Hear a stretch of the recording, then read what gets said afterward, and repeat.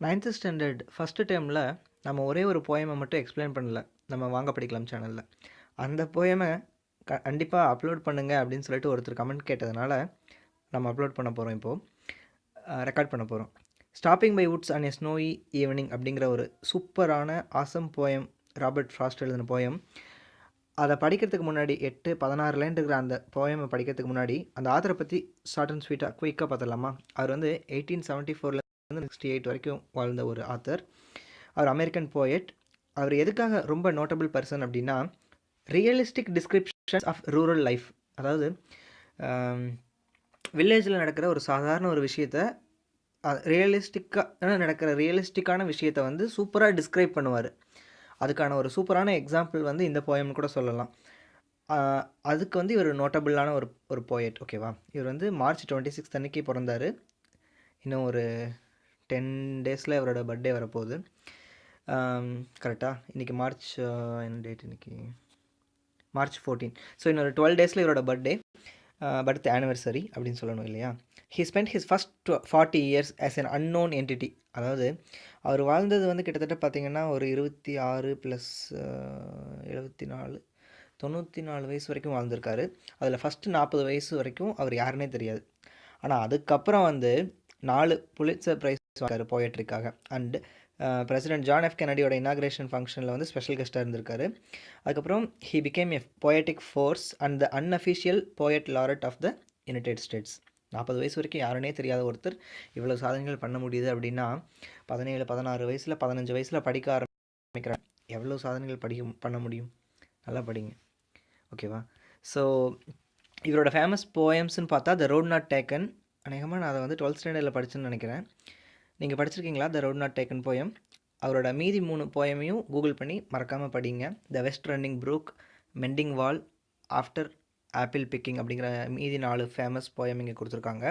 அதுக்கப்புறம் நம்மளோட Jawaharlal Nehru, first former prime minister of India. அவர் வந்து இந்த நாம் இப்போ படிக்க போகிற stopping by woods on a snowy ஈவினிங்கோட லாஸ்ட் 2 லைன்ஸ் ஆஃப் த போயமை வந்து பிளாக் லெட்டர்ஸில் எழுதி அவரோட டெஸ்கில் வந்து வச்சுருப்பாராம். ஏன்னா அந்த 2 லைன் வந்து அவரோட டியூட்டிஸை வந்து அவருக்கு ரிமைண்ட் பண்ணிச்சான். அவரோட ரெஸ்பான்சிபிலிட்டிஸை வந்து அவருக்கு ரிமைண்ட் பண்ணிக்கிட்டே இருக்குமா. அந்த மாதிரி என்னடா அந்த 2 லைன் அப்படின்ட்டுலாம் நம்ம பார்க்கலாம். இந்த போயம் வந்து குயிக்காக ஒரு தடவை பார்க்குறதுக்கு முன்னாடி வார்ம் அப் வந்து உங்கள் புக்கில் கொடுத்துருப்பாங்க. நீங்கள் ஃபாரஸ்ட் வழியாக என்றைக்காவது ட்ராவல் பண்ணியிருக்கீங்களா, எப்படி ஃபீல் பண்ணீங்க அப்படின்னு கேட்குறாங்க. அதுக்கப்புறம் வந்துட்டு did you find any time to stop and enjoy the beauty of the forest. அந்த ஃபாரஸ்ட்டோட பியூட்டியை வந்து என்ஜாய் பண்ணுறதுக்கு வந்து நின்று என்ஜாய் பண்ணுறதுக்கு உங்களுக்கு வந்து did you had any time, உங்களுக்கு டைம் கிடச்சிதா அப்படின்னு கேட்குறாங்க.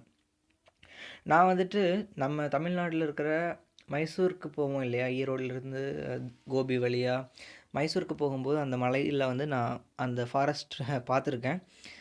வீரப்பன் இருப்பார் அப்படின்லாம் சொல்லி வளர்ந்த காலம் அது. நான் சின்ன ஸ்கூல் படிக்கும்போது மைசூர் போகும்போது அந்த ஃபாரஸ்ட்டில் வந்து திம்பம் அப்படிங்கிற இடத்துல வந்துட்டு பஸ் நிற்கும். அப்போ வந்துட்டு அந்த இடத்துல இருக்கிற கடைகள்லாம் சாப்பிடுவோம். பட் ஆனால் ஆஸ் சச் ஃபாரஸ்ட்குள்ளே சைக்கிளை ஓட்டிகிட்டு போயிட்டு யானையெல்லாம் கிராஸ் ஆகும்.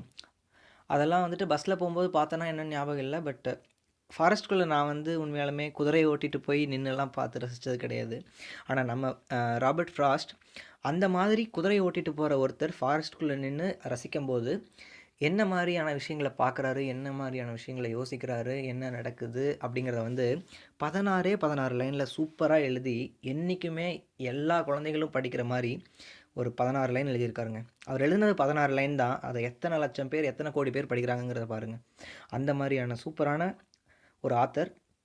ரியலிஸ்டிக் டிஸ்கிரிப்ஷனை வந்து ரூரல் லைஃப்பில் நடக்கிற அந்த நோட்டபிள் ஆத்தர். அவர் எழுதின அந்த 16 லைனை படிக்கலாமா? Whose woods these are, I think I know. இந்த ஃபாரஸ்ட் வுட்ஸ்னால் என்னங்கிறதுக்கு வந்து உங்களுக்கு இங்கே கொடுத்துருக்காங்க இல்லையா, ஃபாரஸ்ட் அப்படின்ட்டு. சினானிம்ஸும் ரொம்ப இம்பார்ட்டன்ட். நான் எப்போவுமே என்னோடய வீடியோவில் ஒரு தடவையும் சொல்லுவேன். கிளாஸரி ஃபஸ்ட்டு ஒரு தடவை படிச்சுட்டு அதுக்கப்புறம் அந்த லெசனை படிச்சிங்கன்னா உங்களுக்கு இன்னும் கொஞ்சம் எக்ஸ்ட்ராவாக புரியும் அப்படின்னு சொல்லிட்டு. கரெக்டாக? ஸோ வுட்ஸ் அப்படிங்கிறது வந்து ஃபாரஸ்ட். ஸ்வீப் அப்படின்னா வந்து ஜென்டில் சவுண்டு. டவுனி அப்படின்னா ஃபெதர் லைக். குவீர் அப்படின்னா வந்து ஸ்ட்ரேஞ்சான ஒரு ஸ்ட்ரேஞ்ச் அப்படின்னு வச்சுக்கலாம். ஃப்ளேக் அப்படின்னா a small piece of something. ஓகேவா?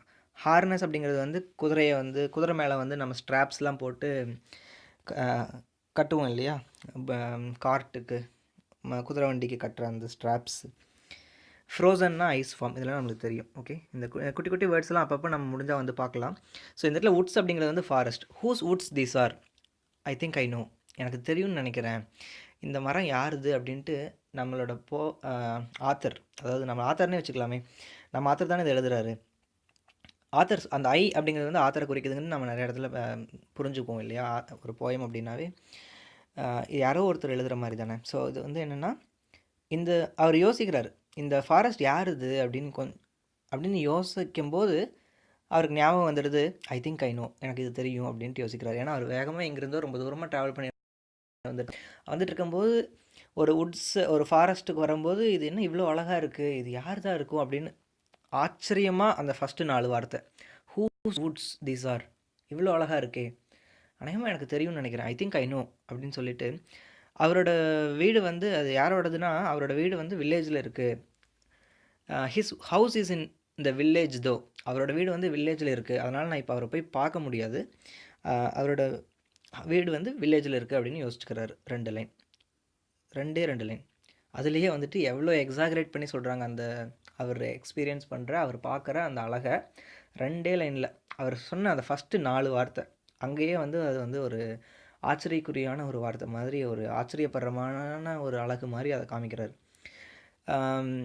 கரெக்டாக, he will not see me stopping here, அந்த ஓனர் வந்து நான் இங்கே நிற்கிறத வந்து பார்க்க முடியாது.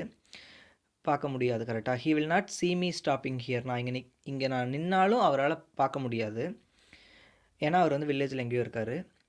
To watch his woods fill up with snow, அந்த ஓனரோட வுட்ஸ், அந்த மரங்கள்லாம் வந்து அந்த ஃபாரஸ்ட்லாம் வந்துட்டு ஸ்னோவால் ஃபில் ஆகிறத வந்து நான் இங்கே நின்று பார்த்தேன்னா அதை அவரால் பார்க்க முடியாது, நான் இங்கே நிற்கிறேன் அப்படிங்கிறது.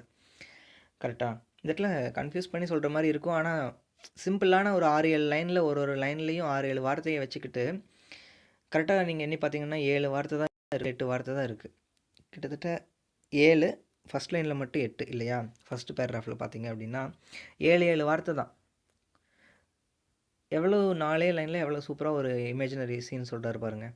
Whose woods these are, I think I know, his house is in the village though, he will not see me stopping here to watch his woods fill up with snow அப்படின்னு சொல்லிட்டு 4 லைன்.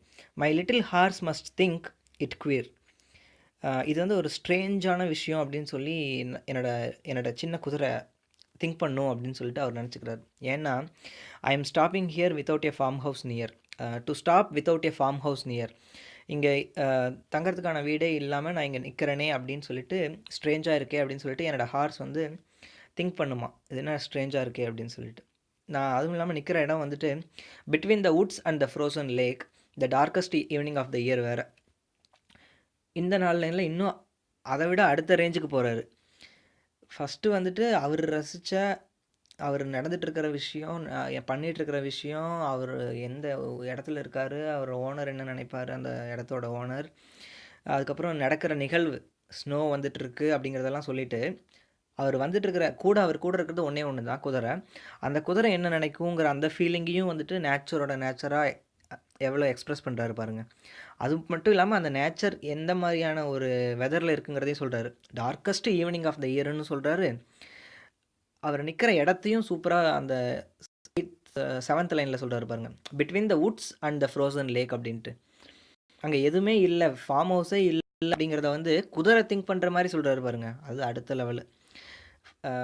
குதிரை வந்து ஸ்ட்ரேஞ்சாக feel பண்ணுமோ அப்படின்னு சொல்லிட்டு, farm house எதுவும் இல்லையே, நான் வந்து வுட்ஸுக்கும் ஃப்ரோசன் லேக்கும் நடுவில் இருக்கிறோமே, இது வந்து டார்க்கஸ்ட் ஈவினிங் ஆஃப் த இயராக வேறு இருக்கே அப்படிங்கிறதெல்லாம் சொல்கிறார். ஓகேவா, 8 லைனில்.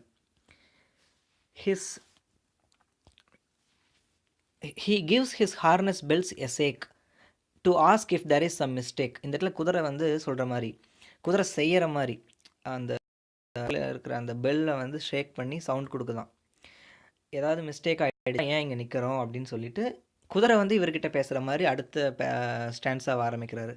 த only other sound is the sweep of easy wind and downy flake. குதிரையோட பெல் சேக் ஆகிறது வர்றது வந்து first sound. The only other sound அப்படின்னு சொல்லிட்டு அடுத்த சவுண்டை சொல்கிறார். என்னென்னா நேச்சரை சொல்கிறார். என்னது, easy scene and downy flake. டவுனிங்கிற வார்த்தைக்கான மீனிங் வந்து உங்களுக்கு இங்கே கொடுத்துருந்தாங்க இல்லையா, ஃபெதர் லைக். ஃபெதர் லைக் அப்படிங்கிற மாதிரி என்ன மீனிங் வருது? டவுனி ஃப்ளேக்னா என்னன்னு நீங்கள் யோசிச்சு பாருங்கள். ஸோ இந்த மாதிரி ஒரு அந்த அதாவது காற்றோட சத்தம் தான் இன்னொரு சவுண்டு. அங்கே அவ்வளோ அமைதியாக இருக்குது. அவர் ஓட்டிகிட்டு வர்ற குதிரையோட மணி சத்தம் கேட்குது. அது போக இன்னொரு சவுண்டு வந்து காற்றோட சத்தம் தான் அப்படிங்கிறார். நேச்சரை வந்து இவ்வளோ சூப்பராக அடுத்த 4 லைனில் சொல்கிறாரு. இதையும் வச்சு சொல்கிறார் கரெக்டா. இந்த மாதிரி அவரும் அவர் குதிரையும் ட்ராவல் ஆன ஒரு ஒரு சூழ்நிலையை, ஒரு சூழலை, ஒரு நிகழ்வை எவ்வளோ அழகாக எக்ஸ்ப்ரெஸ் பண்ணுறாரு பாருங்கள். அடுத்த 4 லைன், அந்த 13லேருந்து 16வது லைன், முக்கியமாக அந்த 15, 16வது லைன், நேரு மாமா அவரோட டெஸ்கில் எழுதி வச்சுருந்த லைன் எப்படி வருதுன்னு பார்க்கலாம். The woods are lovely dark and deep, but I have promises to keep, and miles to go before I sleep, and miles to go before I sleep. Robert frost. இந்த 4 லைனுக்காகவே இவருக்கு ஒரு ஆஸ்கார் தரலாங்க. அவ்வளோ சூப்பரான lines. அவர் என்ன சொல்கிறார் பாருங்கள். இங்கே இந்த மரம் இவ்வளோ, இந்த ஃபாரஸ்ட் லவ்லியாக இருக்குது, டார்க்காக இருக்குது, டீப்பாக அவ்வளோ சூப்பராக இருக்குது. ஆனால் எனக்கு வந்துட்டு இங்கே இன்னும் கொஞ்சம் நேரம் ஸ்பெண்ட் பண்ண டைம் இல்லையே. ஏன்னா எனக்கு நிறையா ப்ராமிசஸ் இருக்குது. அது எல்லாத்தையும் நான் இன்னும் ரொம்ப தூரம் வீட்டுக்கு போக வேண்டியது இருக்குது. வீட்டுக்கு போய் தான் நான் தூங்க முடியும், ரெஸ்ட் எடுக்க முடியும். நான் இங்கேயே பாதி வேளையில் இது அழகாக இருக்கேன்னு சொல்லிட்டு இங்கேயே இருந்துட முடியாது. நான் இன்னும் நிறையா ப்ராமிசஸ், இன்னும் நிறையா செயல்கள்லாம் செய்ய வேண்டியது இருக்குது. But I have promises to keep அப்படின்னு சொல்லிட்டு 6 லைன், 6 வார்த்தைகளில் எவ்வளோ ஒரு ரெஸ்பான்சிபிலிட்டியை வந்து எக்ஸ்ப்ரெஸ் பண்ணுறாரு பாருங்கள். But I have promises to keep. அதுக்கப்புறம் சொல்கிறாரு 2 தடவை ரிப்பீட் வேறு பண்ணுறாரு. ஏன் ரிப்பீட் பண்ணுறாங்கன்ட்டு உங்களையும் கேட்பாங்க. யோசனை பண்ணி பாருங்கள். ஏன்னா இது அவ்வளோ இயற்கையாக ஒருத்தனுக்கு இருக்கிற ரெஸ்பான்சிபிலிட்டியை வந்துட்டு ஒரு மெசேஜோட போயமை முடிக்கிறாரு பார்த்தீங்களா. அதுதான் ராபர்ட் ஃப்ராஸ்ட். வாங்க படிக்கலாம். Miles to go before we sleep. வாங்க படிக்கலாம்.